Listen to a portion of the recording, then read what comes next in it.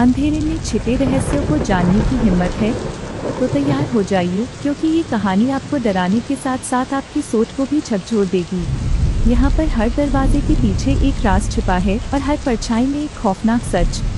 स्वागत है डर का राज पर, जहाँ डर और रोमांच आपकी हर धड़कन को तेज कर देगा। तो भक्ति बुझा लीजिए, अकेले बैठ जाइए और सुनिए हमारी आज की कहानी। होली की रात, एक भूतिया कहानी। होली का त्योहार पूरे गांव में धूमधाम से मनाया जा रहा था। चारों ओर रंग बिरंगे गुलाल उड़ रहे थे, ढोलक की थाप पर लोग नाच गा रहे थे। लेकिन गांव के बुजुर्गों ने हमेशा एक चेतावनी दी थी, रात के अंधेरे में पुरानी हवेली की तरफ मत जाना।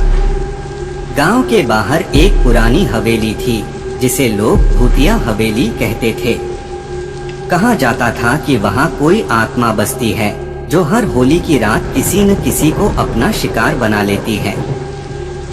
पर आज तक किसी को पता नहीं चला कि वो कौन थी और क्यों भटक रही थी। रवि, सौरभ और निखिल 3 दोस्त थे। उन्हें इन बातों पर यकीन नहीं था। निखिल ने हंसते हुए कहा, ये सब अंधविश्वास है, चलो हवेली में जाकर देख आते हैं। रवि और सौरभ को थोड़ी झिझक हुई, लेकिन दोस्ती की शान बचाने के लिए वे भी तैयार हो गए। तीनों दोस्त रात के करीब 11 बजे हवेली में पहुँचे। वहाँ घना अंधेरा था, चारों ओर वीरानी और सन्नाटा पसरा हुआ था। हवा से टूटे दरवाजे की कड़ आवाज आ रही थी। अचानक उन्हें लगा कि कोई साया वहां से गुजरा है।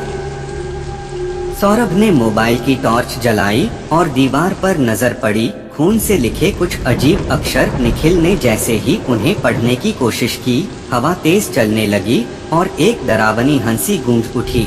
अचानक सामने एक औरत खड़ी थी, सफेद साड़ी में लिपटी, बिखरे बाल, आंखें जलती हुई अंगारों की तरह लाल। उसने कांपती आवाज में कहा, तुम यहाँ क्यों आए हो? तीनों दोस्त घबरा गए। निखिल ने हिम्मत करके पूछा, तुम कौन हो? औरत के चेहरे पर दर्द उभर आया। मेरा नाम रंजना था। कई साल पहले इसी हवेली में मेरी हत्या कर दी गई थी।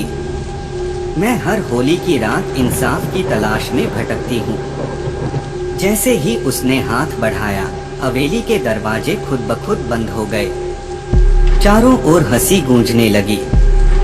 अब तुम लोग भी यही रहोगे। तीनों ने दरवाजा तोड़ने की कोशिश की, लेकिन कुछ काम नहीं आया। अचानक रवि के दिमाग में एक उपाय आया, रंग और गुलाल। उसने अपने जेब से गुलाल निकाला और भूतनी पर फेंका। जैसे ही रंग उस पर पड़ा, उसकी चीखें गूंज उठी। होली, यह त्योहार मेरे लिए श्राप है। वह दर्द से चिल्लाई और कुछ ही पलों में धुएं में बदलकर गायब हो गई। दरवाजा अपने आप खुल गया। तीनों दोस्त दौड़ते हुए गांव लौट आए और सारी घटना लोगों को बताई।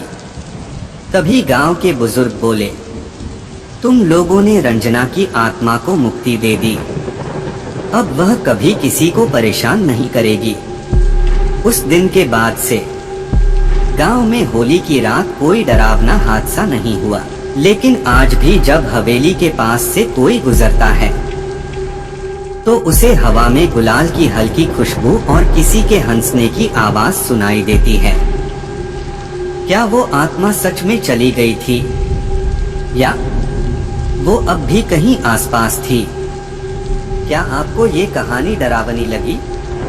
अगर हाँ, तो लाइक और शेयर करना ना भूलें। और हाँ, चैनल को सब्सक्राइब करके हमेशा डरे रहिए।